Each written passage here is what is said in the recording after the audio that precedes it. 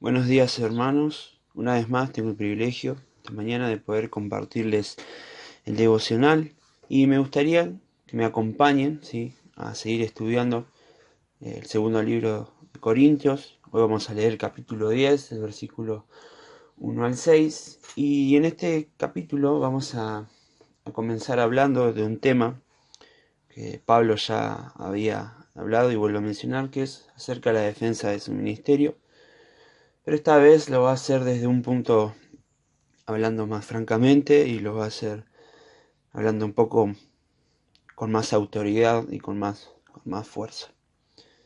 Y él escribe en estos versículos a aquellos falsos maestros que levantaban argumentos en contra de él, de su ministerio, de su apostolado, ¿sí?, pero también en contra del mismo evangelio, de lo que él predicaba, de la autoridad que Dios mismo le había dado a él. Aquellos que se oponían, como dije, eran falsos maestros y seguramente que utilizados por el diablo para ponerse a la predicación del Evangelio.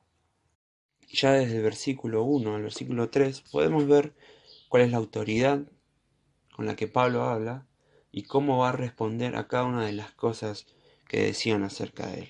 Comienza diciendo el versículo 1, ¿sí? Lo vamos a leer en la versión de Dios habla hoy, que dice: Yo, Pablo, les ruego a ustedes por la ternura y la bondad de Cristo, aunque digan que cuando estoy entre ustedes soy muy tímido y muy atrevido cuando estoy lejos, pues bien, les ruego que cuando vaya a verlos no me obliguen a ser atrevidos con quienes nos acusan de hacer las cosas por motivos puramente humanos, pues estoy dispuesto a enfrentarme con ellos.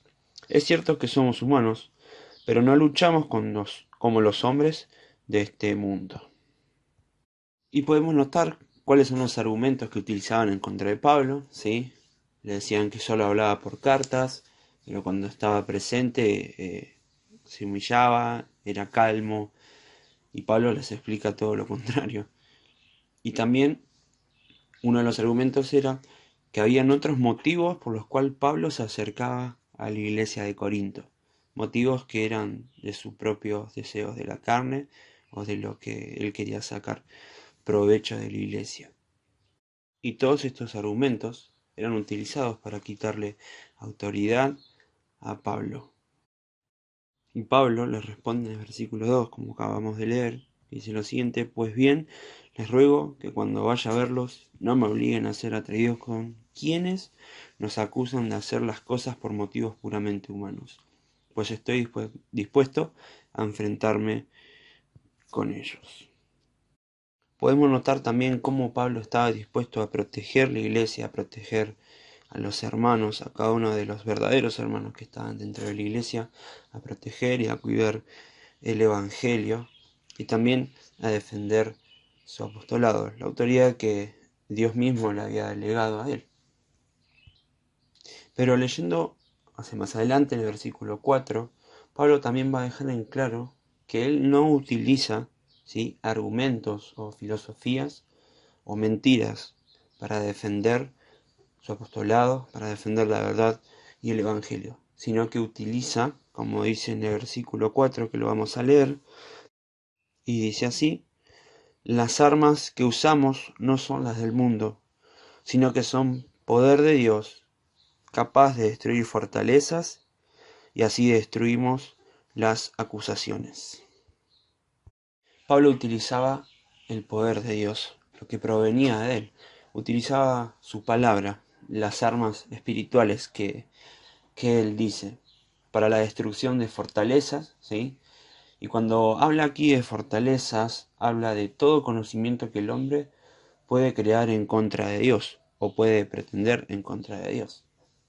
Y habla acerca de todo el conocimiento humano, la filosofía, las mentiras, los argumentos, los pensamientos, y todo aquello que el hombre utiliza, o sea, su mismo orgullo va creando para estar en contra de Dios.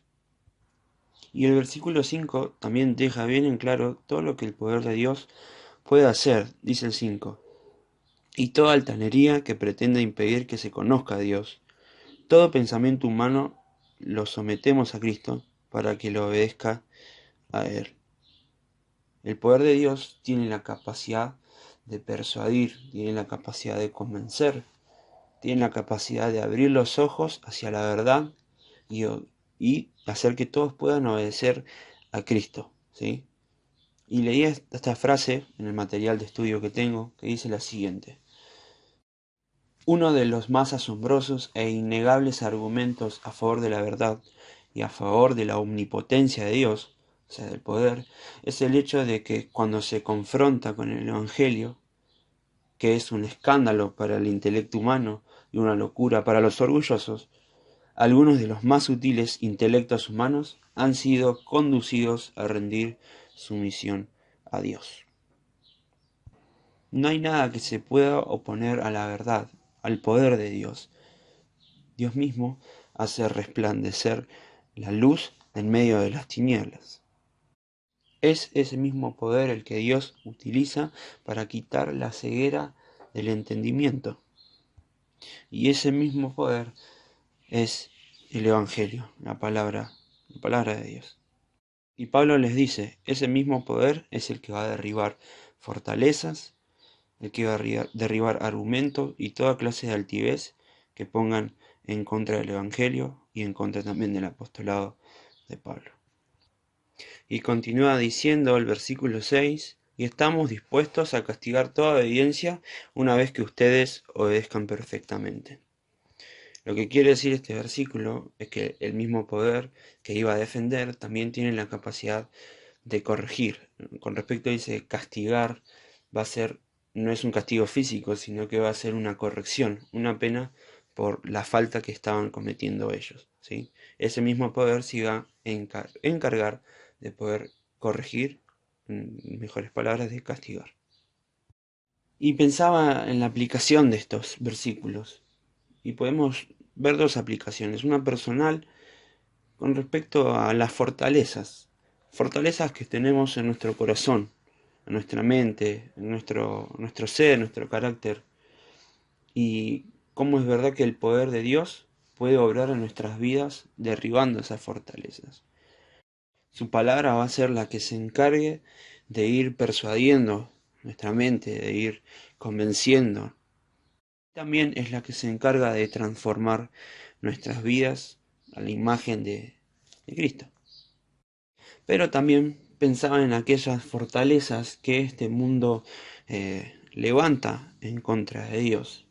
Todos los pensamientos, los estilos de vida, las mentiras y todos los tipos de ideologías que conocemos que en nuestro país están presentes hoy día.